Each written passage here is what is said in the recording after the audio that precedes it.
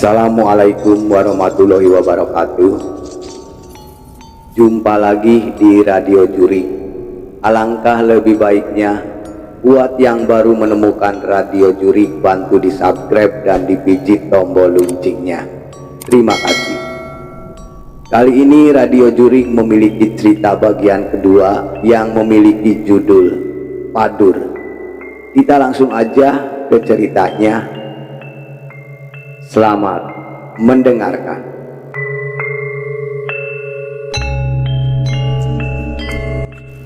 Malam itu saya dihubungi oleh beliau, Pak Bono, di mana beliau meminta tolong saya untuk menolong seorang nenek yang belum bisa mati, dan menurut keluarganya hal ini tidak wajar. Saya yang mendengarkan beralasan kalau sedang berada di luar kota. Tiba-tiba Pak Bono mengatakan, "Yo wis le nong anu titip salam ae nggo ibu sing masak rawon." Ya sudah, kalau begitu saya titip salam buat ibu kamu yang sedang masak rawon di dapur. Saya sangat kaget bagaimana Pak Bono bisa tahu. Akhirnya saya mengatakan kalau saya mau menemani beliau. Malam hari selepas isya, Pak Bono datang menjemput saya dengan mobil beliau. Sempat bertemu walaupun sebentar. Di sini hal yang paling saya hindari. Pak Bono melihat sekilas dan langsung tahu di mana saja penghuni rumah itu tinggal. Rumah saya juga cukup menyeramkan sebenarnya. Kita berangkat saat waktu menunjukkan tengah malam. Di rumah kawan saya, Pak Bono langsung duduk bertanya perihal nenek yang diceritakan. Di sini saya menjadi mengerti orang yang seperti Pak Bono mencari tahu informasi hanya butuh namanya saja. Lalu dia tahu semuanya. Semua, bahkan saat nenek masih muda, mulai dari sifat yang nakal sampai masa saat dia pernah menikah lebih dari 5 kali. Di sini saya benar-benar kagum, tapi juga ngeri. Bahkan dia tahu makhluk apa yang saat ini ada di samping si nenek, padahal kami belum masuk ke dalam kamarnya. Di sini juga saya tahu ternyata cara beliau menolong menggunakan minyak wangi. Jadi ada 5 jenis minyak wangi yang dia bawa, dan semuanya punya nama. Sialnya saya nggak hafal karena sedikit berbahasa Arab, tapi ada juga yang berbahasa Jawa. Nah, dari sini kita mulai sedikit serius. Sambil bercanda dengan tuan rumah, saya memperhatikan Om Bono mengolesi telapak tangannya dengan 1 botol kecil dari 5 minyak wangi yang dibawanya. Dioleskan begitu saja, harumnya langsung memenuhi ruangan.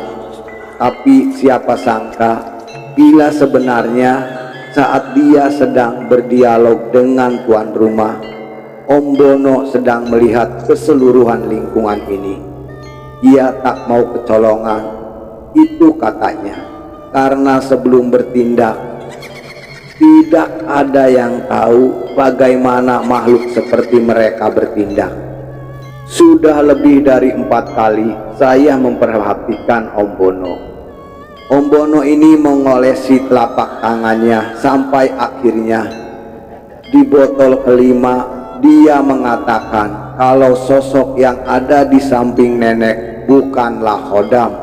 Sebenarnya karena saya juga baru menyadari bahwa minyak yang aromanya sewangi itu bisa lenyap dalam hitungan detik.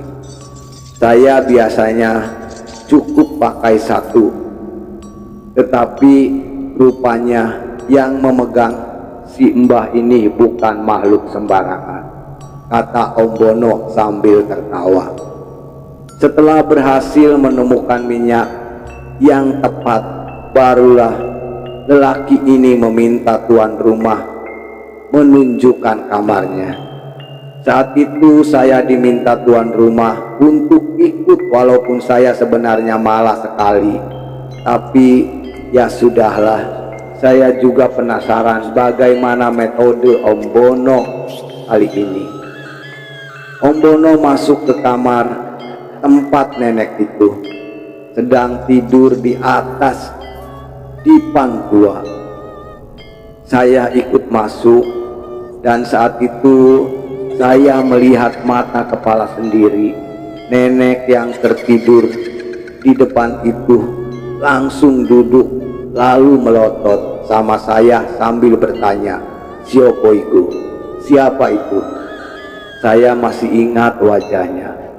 Om Bono langsung berteriak, "Jangan masuk dulu."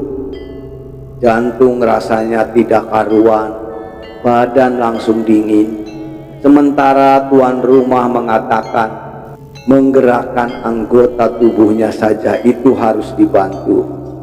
Di sini saya cukup terkejut mendengarnya. Cukup lama Om Bono berdialog dengan wanita tua ini. Saya dan tuan rumah hanya mendengarkan dari luar. Anehnya dengan Om Bono, wanita tua ini baik sekali. Padahal biasanya dengan orang baru atau orang yang sebelum dimintai tolong tak pernah seperti ini.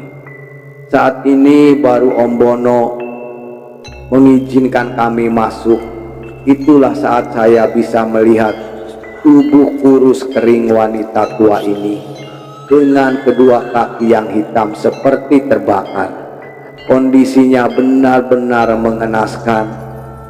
Saya sampai tidak tega melihatnya. Wanita ini hanya berkata, "Cekik aku, tolong nak, bunuh saja aku. Aku sudah enggak kuat. Aku sudah enggak kuat." Wanita tua itu terus berteriak seperti itu. Om Bono lalu berdialog dengan tuan rumah, bertanya, apakah beliau memiliki guru. Anak-anaknya tidak ada yang tahu.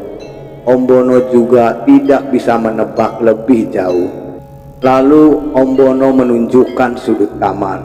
Beliau berkata, "Wujud jelek sekali, ini khoda milik gurunya yang menurunkan tanpa disengaja. Kasihan karena si mbah tidak tahu kalau dia diikuti." Setelah berdiskusi dengan tuan rumah mencari jalan yang terbaik, akhirnya sepakat bila Om Bono akan mengambil secara paksa. Beliau memijit kaki wanita tua itu yang sebenarnya tidak bisa bergerak, sembari bertanya kepada tuan rumah, "Pernah mengganggu?" Salah satu anak menjawab, "Pernah Om, kadang dia suka memanggil-manggil, tapi suaranya itu terdengar bukan suaranya ibunya. Dia suka menggoda kalau malam." Om Bono hanya mengangguk. Saya yang penasaran lalu bertanya, "Memanggil bagaimana?" Disinilah tuan rumah bercerita. Saat beliau tidur sendiri di kamar, tiba-tiba terdengar suara, "Ti, bangun Ti, kesini nak, ibu kangen." Bu Sumiati akhirnya terbangun. Ia mencari sumber suara yang rupanya datang dari kamar wanita tua itu. Perlahan-lahan Ibu Sumiati mendekat. Ia berdiri di depan pintu berniat membuka saat beliau menyentuh. Lalu dari balik pintu suara itu terdengar menggelegar, "Kamu ini apa enggak kasihan denganku? Aku lapar." Suara ini seperti suara lelaki. Akhirnya semenjak kejadian itu, setiap malam sebelum tidur Ibu Sumiati menyiapkan makanan di atas piring, meletakkan begitu saja di dalam kamar, dan anehnya makanan itu bisa habis dengan sendirinya. Padahal wanita tua itu tidak bisa bergerak sama sekali. Om Bono terus mengurus pemijatan, lalu perlahan-lahan wanita itu mulai menjerit seperti kesakitan. Padahal Om Bono hanya menyentuh kulitnya saja, tapi rasanya teriakan wanita itu seperti badannya sedang dikuliti. Anak-anak dari wanita itu sampai meninggalkan ruangan, tidak sanggup melihat ibunya tersiksa seperti itu. Saya menemani Om Bono selama proses itu lama sekali, sampai akhirnya wanita tua itu Om Bono lalu memastikan bahwa tak ada lagi yang menahan si wanita ini.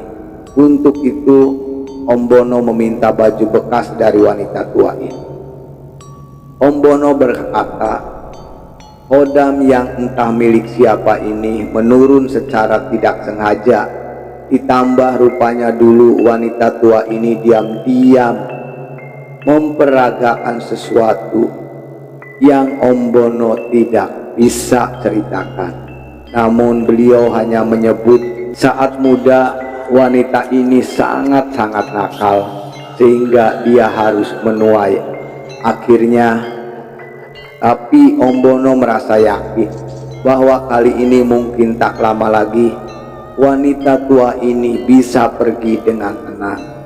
Ia sudah membawa hodam itu, menyimpannya di dalam tubuhnya untuk dilepas di dalam rumahnya.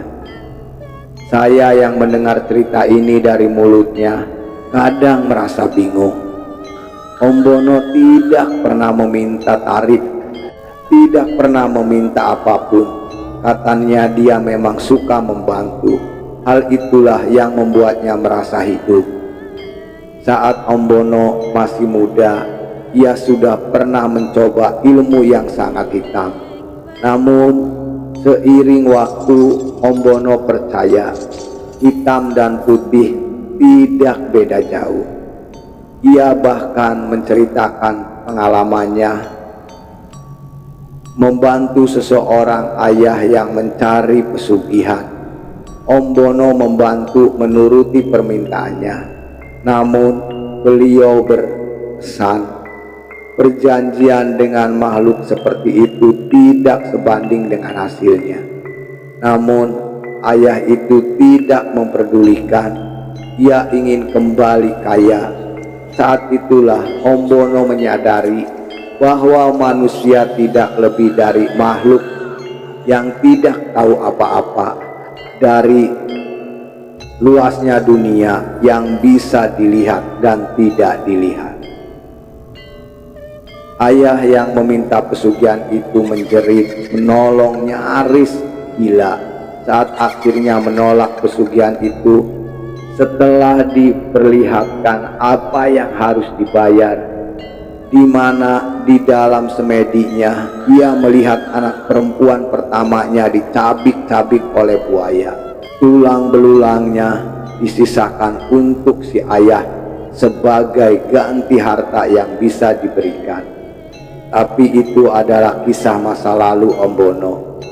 Sekarang beliau memilih bekerja di pabrik obat, sembari sesekali membantu orang. Jujur Om Bono ini adalah salah satu orang yang paling saya hormati. Selain bisa menjadi sosok kebapakan, beliau juga bisa menjadi sosok teman, banyak sekali pengalaman tentang dunia.